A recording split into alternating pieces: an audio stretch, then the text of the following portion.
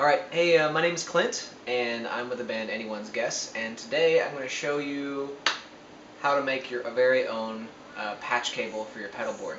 Because some of you may know, and some of you may not know, but I'm a pedal board enthusiast, and recently I decided to go ahead and start making my own cables so I could get a good custom length and have my own special connectors that I found, which I will show you right now. We're going to be using these pancake style connectors that I noticed on a pedal board when I was reading a review and thought they were the greatest idea since sliced cheese to be able to put these on your pedal board and save a ton of space. The cable that we're using is a 20 gauge instrument cable, low noise, awesomely shielded, amazingly grounded, inexpensive. You can order this online. I got this from Rapco, which has a ton of different thicknesses. They have studio grade, instrument grade, live grade, and they also offer a bunch of different colors, which is very important because color and appearance is everything, especially when it comes to your pedal board. So I've already done one end, so I'm going to show you how to do the second side. Whenever you do your measurements, always make sure you leave just a little bit extra just in case you mess up. Not that I would ever mess up or anything like that. So to start with, get your cable end. I'm going to use a razor blade because razor blades are ridiculously sharp and they do a fantastic job at this. You can also use a wire stripper or utility knife, whatever you feel comfortable with. If you're incredibly proficient with a razor blade, for whatever reason, go ahead and use that. Get your patch end here, or your connector end, go ahead and take it apart. Little screwdriver action here. Don't lose the tiny screws because you do only get 2 each. And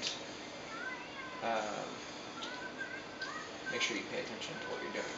Otherwise you get sidetracked, your mind goes blank, and you have no idea what you're talking about, like what just happened to me. Take this off and go ahead, put your cable in, kind of get an idea of measurement here. You're going to go back and leave about half of the cable inside the connector. That way you get a good solid grip on it. So just mark that there with your thumbnail. Trusty razor blade out. Don't cut too deep or you will cut through the copper shielding, which is important. We're going to get back to that in just a second. But just a score there. Give it a twist. And punch yourself in the face. Make sure you put it all the way through.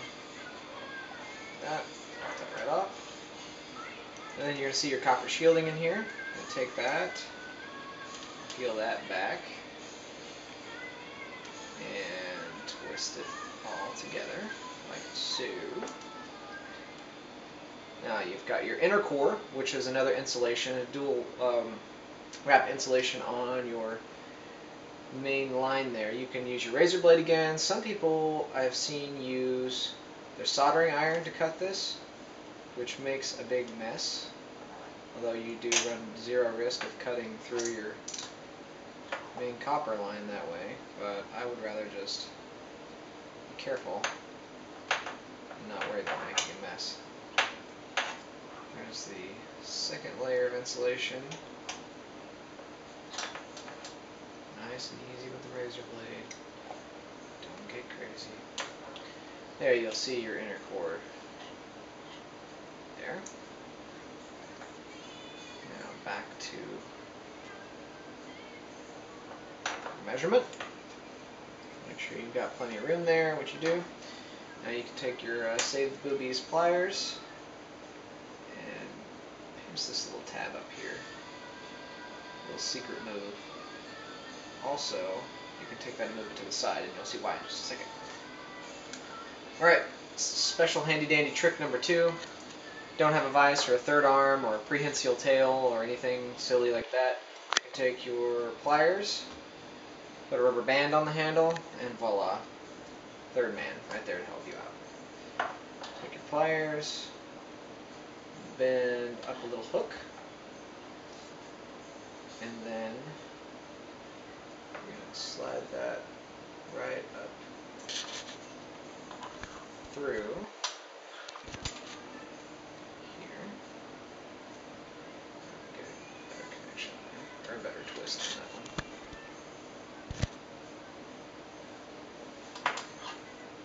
This is the second hardest part, is getting that to cooperate.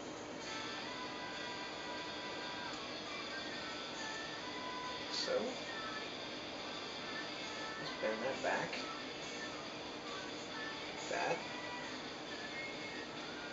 Make sure the cables do not touch. So it's not cooperating very well.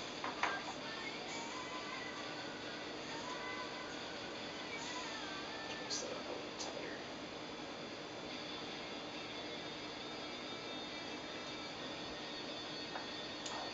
There we go.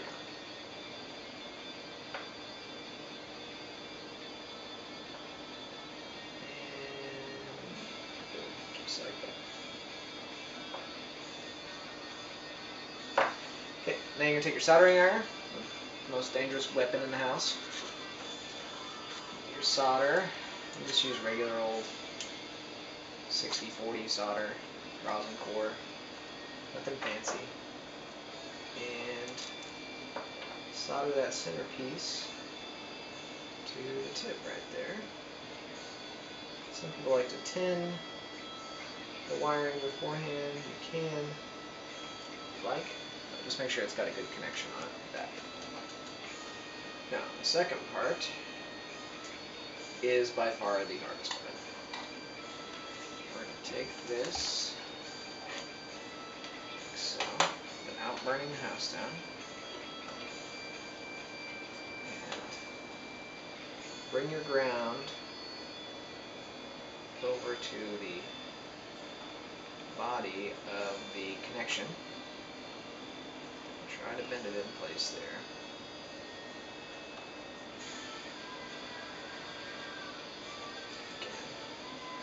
And we're going to solder that to the body of the connector. Sometimes the connector does not want to hold the solder at all. Sometimes it will go right on there. No problem. Like that. If you can get it to stick that way every single time you're making a pedal connection cable, you are the king of soldering. Some people have beautiful solders, some people have terrible looking soldering. It's kind of like welding. If you can get a good smooth weld, then you're doing a good job. If you're not, then you're probably just a guitar player. See, sometimes it will pop loose, like what just happened. That's what I get for bad mouthing myself. It came true. So we'll just heat it up. Stick it back on there. There we go. I spoke too soon.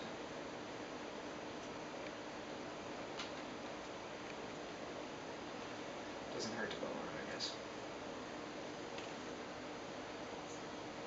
Alright, next. That's pretty much all there is to that. And take your cover piece.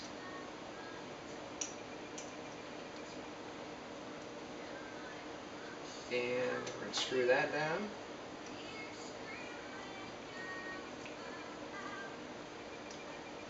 Here.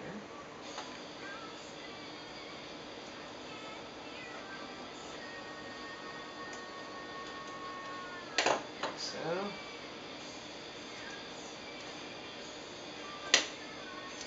Go aside.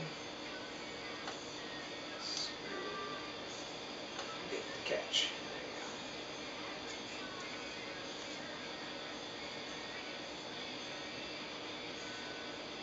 Like so. Really good and stuck. It's going on a pedal board, so it's not going to be in and out, in and out, in and out. The old in and out. Alright, so there's your connection. There's your cable. It's nice and strong. It's well built. If you want to be super thorough, get your resistance meter out